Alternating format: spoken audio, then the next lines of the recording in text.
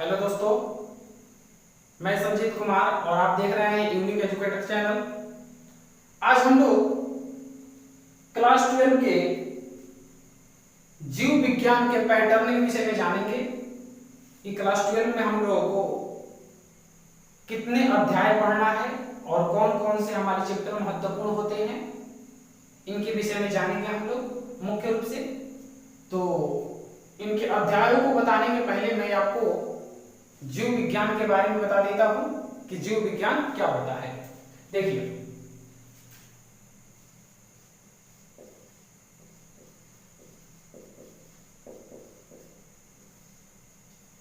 जीव विज्ञान और जीव विज्ञान को अंग्रेजी में हम लोग बायोलॉजी कहते हैं। और ये बायोलॉजी जो है दो शब्दों के मिलने से बना हुआ है। कौन कौन दो शब्द हैं जी?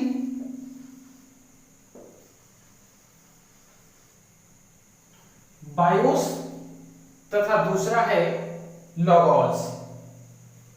बायोस और लॉगोस, इस दोनों का अर्थ क्या होता है? बायोस का अर्थ होता है जीवन तथा लॉगोस का अर्थ होता है, या पहले इसको अंग्रेजी में लिख देते हैं। बायोस का अर्थ होता है लाइफ और लॉगोस का अर्थ होता है स्टडी। देखिएगा, तो लाइफ का अर्थ जीवन और स्टडी का अर्थ अध्ययन होता है। अर्थात हमको दो वर्ड मिले। कौन कौन से वर्ड मिले हैं? जीवन, अध्ययन। अब हम इस निष्कर्ष पे पहुंचे हैं कि भाई बायोलॉजी किसे कहते हैं, यानी कि जीव विज्ञान किसे कहते हैं। तो सिंपल सी बात है, जिस पुस्तक में जीवन का अध्ययन किया जाता है जीव विज्ञान कहलाता है। यानी कि जीव विज्ञान में हम लोग जीवित वस्तुओं के बारे में पढ़ते हैं, पूरी लाइफ के बारे में पढ़ते हैं। और क्लास 12 में हम लोगों को इस जीव विज्ञान के अंतर्गत क्या क्या पढ़ना है, इसको हम लोग जानने का प्रयास करेंगे। और कितने अध्याय, कितने चैप्टर, कितने यूनिट पढ़ना है, इन सबको जानेंगे। देखिए, मुख्य रूप से हम लोगों को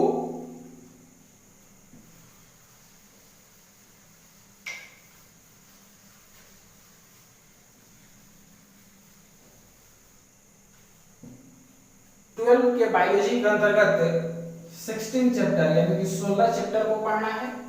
और इन 16 चैप्टर को 5 यूनिट में बांटा गया है। अब यूनिट का भी अर्थ हम आपको बता देते हैं। यानी कि कुछ ऐसे अध्याय, जैसे मान लीजिए कि जो मिलता जुलता हो, दो चार ऐसे अध्याय होंगे जो मिलते जुलते होंगे, एक दूसरे से रिलेटेड होंगे, उनको एक यूनिट के अंतर्गत रखा गया है। तो इस तरह से 16 चैप्टर को 5 यूनिटों में बांटा गया है, जिसमें से हम लोगों का फर्स्ट यूनिट है, यूनिट फर्स्ट, जिसका नाम है जनन। अंग्रेजी में इसको रिप्रोडक्शन बोलते हैं। और इस यूनिट के अंतर्गत हम लोगों का 4 अध्याय मिलता है। अध्याय 1, अध्याय 2, अध्याय 3, अध्याय 4। फर्स्ट यूनिट में हम लोग को कितना अध्याय मिलता है जी? 4 अध्याय मिलता है। देखेंगे, फर्स्ट अध्याय जिसका नाम है जीवों में जनन। किसमें जनन जी? जीवों में जनन। और इस जीवों में जनन को हम लोग अंग्रेजी में रिप्रोडक्शन इन ऑर्गेनिज्म बोलते हैं।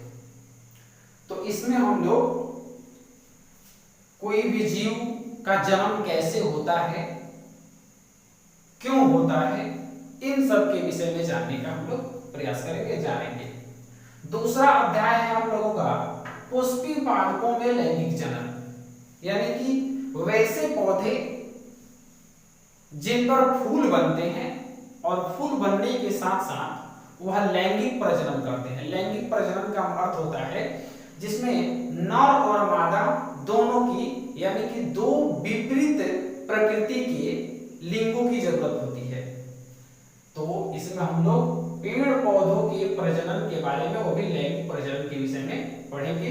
वैसे पौधे जो पुष्प धारण करते हैं, फूल धारण करते हैं।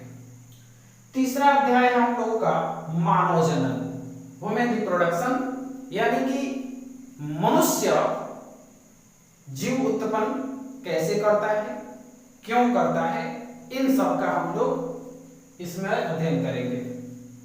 इसके बाद आता है हम लोगों का जनन स्वास्थ्य, लेसन अध्याय 4 है जनन स्वास्थ्य, रिप्रोडक्टिव हेल्थ। इसके अंतर्गत हम लोग जानेंगे कि आखिर कोई जीव जन्म लेता है तो उसके लिए क्या तरीका होना चाहिए, सही तरीका, जिसमें किसी तरह का कोई परेशानी ना हो।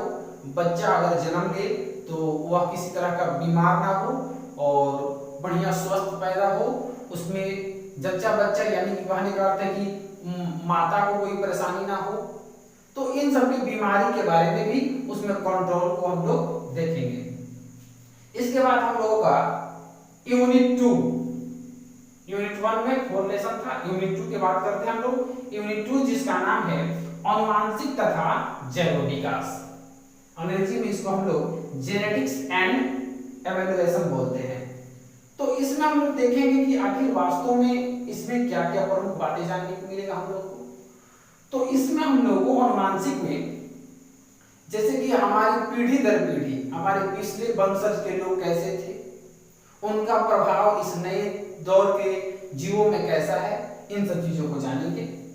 जिसमें से हमारा पहला अध्याय, जिसको हम लोग 5वां अध्याय कहेंगे, इधर 4 अध्याय हो चुका है, यूनिट 2 का पहला, जिसको हम लोग 5वां अध्याय बोलेंगे। 5वां अध्याय वंशागति एवं विविधता के सिद्धांत को जानना है, यानी कि हमारी वंशागति कैसे आगे बढ़ती है, हमारे पूर्वज कैसे थे, उनके बच्चे कैसे हुए, आज का जनरेशन कैसे चल रहा है, आने वाले जनरेशन को कैसे देखा जाएगा, और इनमें एक दूसरे में विविधता कैसे है, यानी कि ये एक दूसरे से अलग कैसे हैं, क्यों हैं, इनमें अलग क्यों दिखते हैं ये। तो इसमें हम लोग विविधता के बारे में भी जानेंगे, इनके सिद्धांत भी जानेंगे। देखिए इसके बाद अध्याय 6, जिसको वंशागति के आणविक आधार, यानी कि अगर आखिर हमारा वंश जो है एक पीढ़ी से दूसरी पीढ़ी में कुछ गुण को लेकर के आगे बढ़ रहा है तो उसका आधार क्या है। तो उसका आधार यहाँ माना गया है आणविक आधार, और इस आणविक आधार को जानेंगे पूरे गंध अध्ययन के साथ। इसके बाद 7वां अध्याय है जैव विकास। जैव विकास का मतलब आखिर पूरे इस सृष्टि में जीवन का विकास जो है कैसे होता है। तो इसमें हम लोग जैव विकास के बारे में जानेंगे। देखते हैं यूनिट 3 हम लोगों का, यूनिट 3 जिसका नाम है मानव जीवन में सूक्ष्म जीव। कौन सा नाम है जी?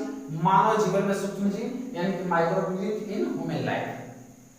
देखिएगा तो इस यूनिट के नाम से ही हमको समझ में आ रहा है, मानव जीवन का मतलब हम लोग का जीवन हुआ, और सूक्ष्म जीव यानी कि छोटे मोटे जीवाणु। तो उन जीवाणु का हमारे जीवन में क्या लाभ हो सकता है या क्या हानियां भी हो सकती है, ये भी दोनों जानेंगे। जैसे कि हम लोग दही का इस्तेमाल करते हैं, तो दही जो होता है वह जीवाणु से बना होता है। तो कुछ मतलब लाभदायक, कुछ हानिकारक, हमारे जीवन में कौन कौन से कैसे सूक्ष्म जीव जो होते हैं उपयोगी होते हैं, हानिकारक होते हैं, उन सबको जानेंगे। देखिए जिसमें फर्स्ट अध्याय यानी कि अध्याय नंबर 8, जिसका नाम है मानव स्वास्थ्य एवं रोग।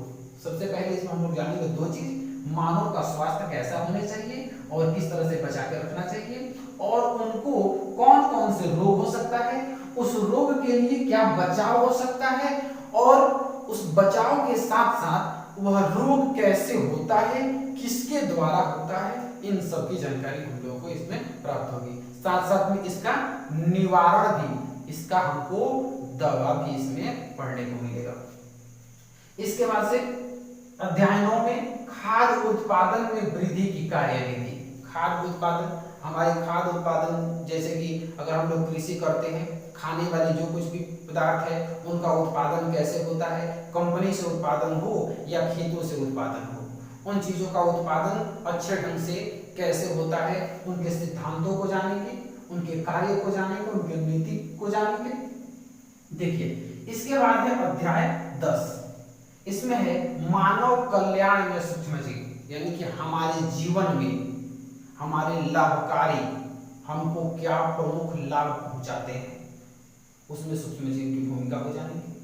जैसे कि हम लोगों को टीका दिया जाता है, वैक्सीन, जैसे पोलियो का, खसरा का, ये सब जो दिया जाता है हमारे बॉडी में, वो एक प्रकार के सूक्ष्मजीव होते हैं जो कि हमारे पूरे जीवन भर हमारे शरीर की सुरक्षा करते हैं। तो इन चीजों के बारे में हम लोग इसमें अध्याय 10 में पढ़ेंगे। तो इस तरह से ये हम लोगों का यूनिट 1, यूनिट 2 और यूनिट 3, 3 यूनिट हम लोग अभी देखें और अब हम आपको चौथा यूनिट बताने जा रहे हैं। यूनिट चौथा क्या है, इसको आप लोग नोट कर लेंगे। देखिए,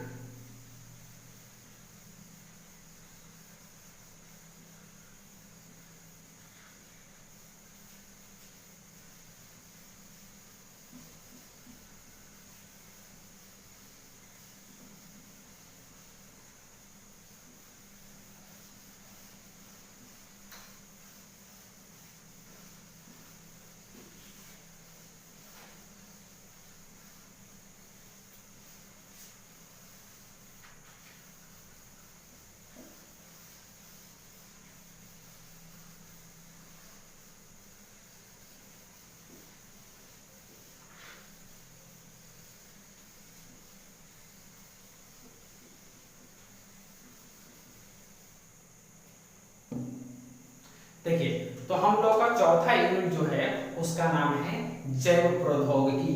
क्या नाम है जी? जैव प्रौद्योगिकी, जिसको हम लोग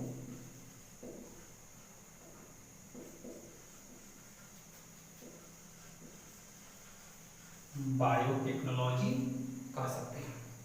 देखिए, तो ये हमारा जैव प्रौद्योगिकी। अब इसमें हम लोग कौन कौन से अध्याय को जानेंगे, तो अध्याय हमारा कौन सा होगा और इसको भी हम लोग देखते चलेंगे। तो हमारा इसके बाद अध्याय, जैसे कि हम लोग का उधर अध्याय अब आपका 10 हो चुका था, अब हम लोग का 11वां अध्याय होगा जिसका नाम होगा जैव प्रौद्योगिकी के सिद्धांत एवं प्रकरण, यानी कि अध्याय नंबर होगा हम लोगों का 11, जिसका नाम है जैव प्रौद्योगिकी। क्या बोले थे हम? जैव प्रौद्योगिकी के सिद्धांत एवं प्रकरण के सिद्धांत एवं प्रकरण। देखिए, तो इस चैप्टर के नाम से ही हम लोग को क्लियर हो जाएगा। जैव प्रौद्योगिकी, जैव प्रौद्योगिकी मतलब हम आपको बताए थे कि जीवन से संबंधित जो कुछ भी उत्पादन हो, किस तरह से उत्पादन हो, उसके सिद्धांत को जानेंगे और उसके प्रकरणों को जानेंगे, यानी कि प्रोसेस को जानेंगे, यानी कि बायोटेक्नोलॉजी प्रिंसिपल एंड प्रोसेस। इसको लिख लेंगे।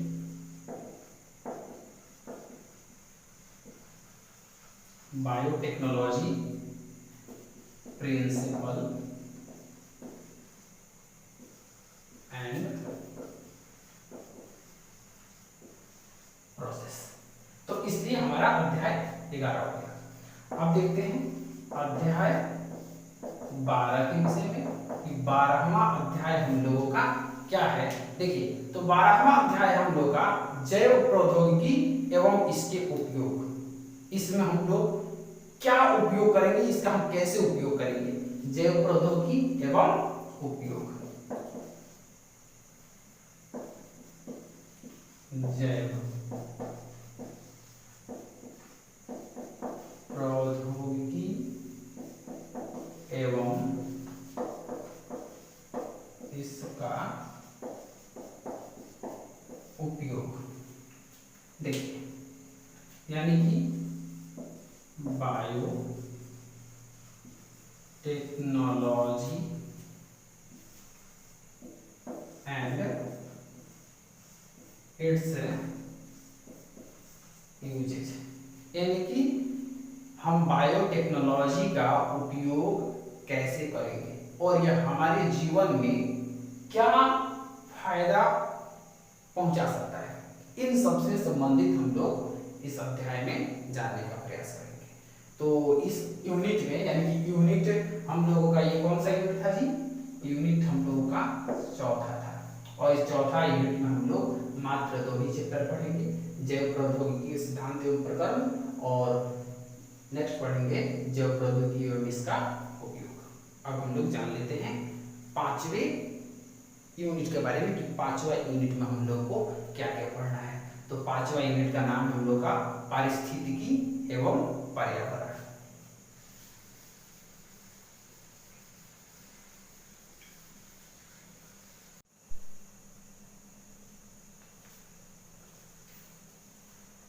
तो देखिए, अब हम लोगों का ये 5वां यूनिट जो है उसका नाम क्या है? पारिस्थितिकी एवं पर्यावरण। देखिएगा, पारिस्थितिकी एवं पर्यावरण, और इसको हम लोग बोल सकते हैं इकोलॉजी एंड एनवायरनमेंट। देखिए, इसमें 2 चीज हम लोग को पढ़ने को मिलेगा, पारिस्थितिकी के बारे में और पर्यावरण के बारे में। पारिस्थितिकी का मतलब और पर्यावरण का मतलब मैं आपको समझा देता हूँ। पर्यावरण का मतलब होगा मेरे आसपास में जो घटने वाली घटनाएं हैं, आसपास में हमारे चारों तरफ जो भी घटनाएं घटती है उस पर्यावरण में पर्यावरण होगा, और उस पर्यावरण के साथ साथ जीव जंतु का जो रिलेशन होगा, आखिर वह रिलेशन कैसे बना करके अपने आप के जीवन को जीते हैं, तो ये चीज हम लोगों का पारिस्थितिकी हो जाएगा। अब इसमें कितने अध्याय जानना है हम लोग को? तो इसमें अध्याय है 4 अध्याय, 13, 14, 15, 16, जिसमें हम लोग का 13 नंबर अध्याय जो है जीव एवं समष्टियां। जीव और समष्टियां क्या करता है इसको जानेंगे। जीव का मतलब तो आप जान ही रहे हैं, जीव, और समष्टियां का मतलब होता है एनवायरनमेंट, यानी कि कोई जीव जो है और उस जीव के चारों तरफ का ये एनवायरनमेंट, और उस जीव और इस एनवायरनमेंट में उन दोनों के बीच क्या रिलेशन है, कैसे वे रिलेशन बना करके रखते हैं, उन सब चीजों के बारे में इसमें हम लोग जानने का प्रयास करेंगे। लेसन 14 अध्याय 14 नंबर हम लोग का कहता है पारिस्थितिक तंत्र या परितंत्र, यानी कि उस जीव के चारों तरफ का जो पर्यावरण होगा उसके बारे में मुख्य रूप से जानेंगे अब हम लोग कि ये हमारा पारिस्थितिक तंत्र क्या होता है। देखिए, नेक्स्ट है हम लोगों का जैव विविधता एवं इसका संरक्षण। जैव विविधता का मतलब जीवन में विविधता, यानी कि इस पर्यावरण में पाए जाने वाले विभिन्न तरह के जीव जंतु, पेड़ पौधे अलग अलग क्यों हैं, उनका कारण जानेंगे हम, और इनका संरक्षण, इनको सुरक्षित कैसे करेंगे, क्योंकि आप जानने का प्रयास करेंगे और इसमें जानेंगे कि हमारे यहाँ जो कुछ भी पेड़ पौधे जीव जंतु है, बहुत सारे ऐसे चीज हैं जो विलुप्त हो गए हैं। जैसे आप लोग नाम सुने होंगे डायनासोर का। डायनासोर जो हमारी पृथ्वी से बहुत साल पहले विलुप्त हो चुके हैं, और बहुत सारे जो हैं विलुप्त होने के कगार पर हैं।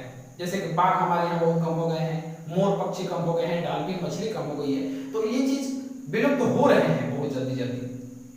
तो इसमें हम लोग इनके संरक्षणों के बारे में जानेंगे कि इनको कैसे सुरक्षित रखा जा सकता है। देखिए, इसके बाद हम लोगों का पढ़ना है पर्यावरणीय मुद्दे। नेक्स्ट अध्याय है पर्यावरणीय मुद्दे, यानी कि सबसे अंतिम हम लोग को ये पढ़ने को मिलेगा कि हमारे पर्यावरण में जो कुछ भी है वो हमारे लिए क्या फायदा पहुंचा सकता है, उस चीजों के बारे में हम पर्यावरण से संबंधित होने वाली सभी तरह की अंतिम निष्कर्ष में हम लोग पहुंचेंगे। तो अतः इस तरह से हम लोग को ये बात समझ में आई कि इस क्लास 12 में जीव विज्ञान में हम लोगों को टोटल 5 यूनिट में 16 चैप्टरों को पढ़ना है, और ये जो हम आपको सिलेबस बताए हैं यह कक्षा 12 का एनसीईआरटी पैटर्न पर आधारित है, जो केवल राजस्थान बोर्ड को छोड़कर बाकी सभी बोर्डों के लिए कारगर होता है, यानी कि कारगर साबित होगा,